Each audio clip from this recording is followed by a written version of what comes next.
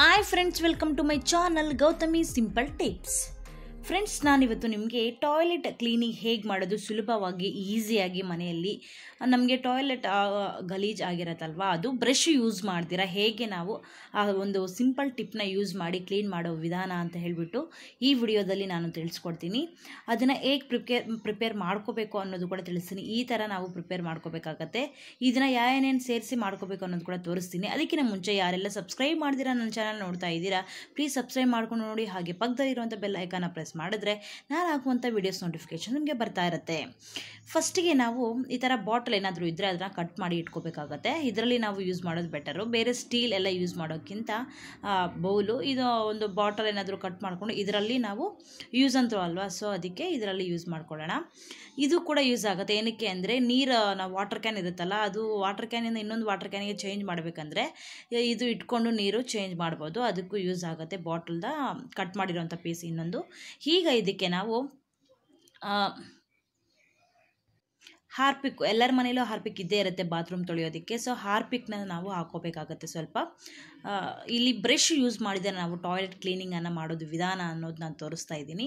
Simple easy, ನಮಗೆ ಬೇಗ clean ಆಗುತ್ತೆ. ನಾವು ಬ್ರಷ್ ಮಾಡೋಂಗೆ ಇಲ್ಲ, ಯೂಸ್ ಮಾಡೋಂಗೆ ಇಲ್ಲ ಟಾಯ್ಲೆಟ್ ಕ್ಲೀನ್ ಮಾಡೋದಕ್ಕೆ. ಇಲ್ಲಿ ನಾವು ಹಾರ್ಪಿಕ್ನ ತಗೊಂಡು ಸ್ವಲ್ಪ ಮಟ್ಟಿಗೆ ತಗೊಳ್ಳಿ, ಮತ್ತು ಹಾಫ್ ಸ್ಪೂನಷ್ಟು ಸೋಡಾ ಪುಡಿಯನ್ನು ಇಲ್ಲಿ ತಗೋಬೇಕಾಗತ್ತೆ. ಇದಕ್ಕೆ ಮಿಕ್ಸ್ ಮಾಡ್ಕೊಳ್ಳಿ, ಹಾರ್ಪಿಕ್ ಮತ್ತು ಸೋಡಾ ಪುಡಿ. ಹಾರ್ಪಿಕ್ ಯಾವುದೇ ಬ್ರ್ಯಾಂಡ್ ಆಗಿರ್ಬೋದು, ಇವಾಗ ಡೊಮೆಕ್ಸ್ ಇರ್ಬೋದು, ಯಾವುದೇ ಬ್ರ್ಯಾಂಡ್ ಆಗಿರ್ಬೋದು. ಆ ಬಾತ್ರೂಮ್ ಕ್ಲೀನ್ ಮಾಡೋದಂದರೆ ಟಾಯ್ಲೆಟ್ ತೊಳೆಯೋದು. ಈಗ ಇದಕ್ಕೆ ಸೋಡಾ ಆಗಿದ್ಮೇಲೆ ಸ್ವಲ್ಪ ವಿನೆಗರ್ನ ಹಾಕ್ಕೊಳ್ಳಿ. ವಿನೆಗರ್ ಇಲ್ಲ ಅಂತ ಹೇಳಿದರೆ ನಿಂಬೆಹಣ್ಣು ಕೂಡ ನೀವು ಯೂಸ್ ಮಾಡ್ಬೋದು. ಕ್ಲೀನ್ ಆಗೋದಕ್ಕೆ ಅದು ಒಳ್ಳೆ ಸ್ಕ್ರಬ್ ಥರ ನಿಮಗೆ ವರ್ಕ್ ಆಗುತ್ತೆ. ವಿನೆಗರ್ನ ಹಾಕಿದ ಮೇಲೆ ನೋಡಿ ಎಷ್ಟು ಅದು ಗೊತ್ತಾಗ್ತಾ ಇದೆ. ಸೋಡಾ ಮತ್ತು ವಿನೆಗರ್ ಮಿಕ್ಸ್ ಆಯ್ತಲ್ವ, ಅದಕ್ಕೆ ಈ ಥರ ಉಬ್ಬಿ ಬರ್ತಾ ಇದೆ.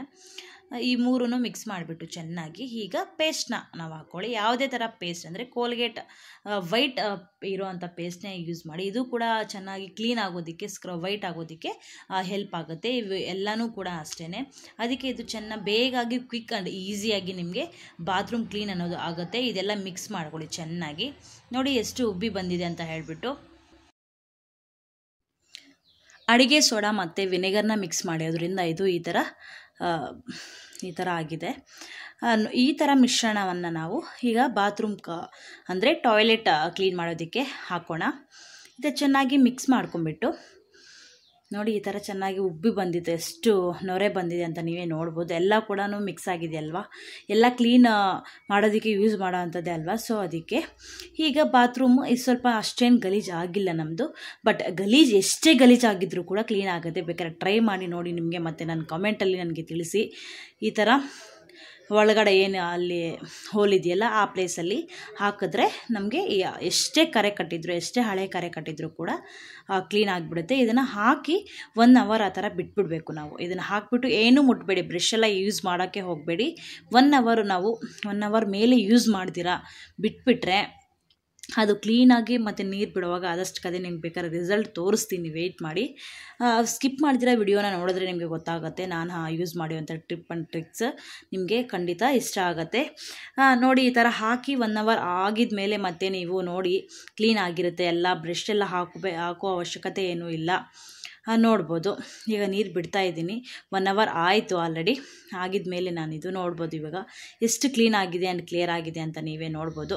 ನಿಮಗೆ ಈ ವಿಡಿಯೋ ಖಂಡಿತ ಇಷ್ಟ ಆಗಿದೆ ಅನ್ಕೋತೀನಿ. ಇಷ್ಟ ಆದರೆ ಲೈಕ್ ಮಾಡೋದು ಮಾತ್ರ ಮಡಿಬೇಡಿ ಫ್ರೆಂಡ್ಸ್. Thank you. ಈ ಟ್ರಿಪ್ನ ಯೂಸ್ ಮಾಡಿ, ನಿಮಗೂ ಕೂಡ ಯೂಸ್ ಆಗುತ್ತೆ. Thank you.